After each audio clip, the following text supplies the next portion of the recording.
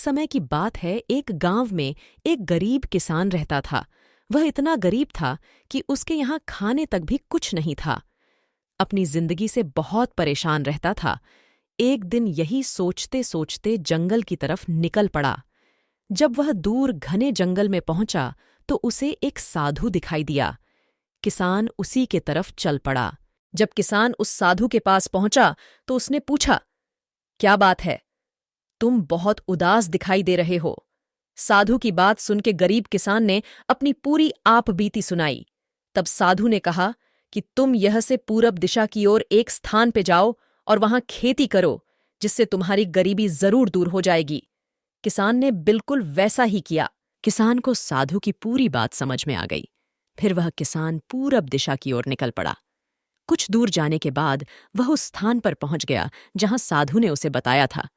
फिर किसान ने उसी स्थान पर अपना एक छोटा सा घर बना लिया और वही खेती करके फसल उगाने लग गया। समय बीतता गया और फसल की उपज अच्छी होने लगी। फसल को लहराते देख किसान फूले नहीं समा रहा था। किसान का खुशी का ठिकाना ना रहा। फिर वह फसल को काट के शहर की तरफ निकल पड़ा। शहर जाकर वह अनाज को बेच दिया करता था। देखते ही देखते कुछ ही दिनों में किसान बहुत अमीर हो गया। उसके पास अब गाड़ी, बंगला, नौकर चाकर सब हो गया। वह सब काम अपने नौकर से करवाया करता था। धीरे धीरे किसान को लालच बढ़ता चला गया। अब वह मेहनत करना छोड़ दिया था और समय पर अपने मजदूरों को मजदूरी नहीं देता था। तंग आकर सभी मजदूरों ने काम छोड़ दिया, जिससे किसान को बहुत नुकसान होता गया और अपने क्षति हुआ फसल को देख किसान बहुत रोने लगा। अपने किए पर बहुत पछताने लगा और रोने लगा। उसी समय और साधु उसी रास्ते से गुजर रहा था। किसान को रोते देख वह रुका और पूछा, क्या बात है? तुम रो क्यों रहे हो? किसान ने अपनी लालच के बारे बताया।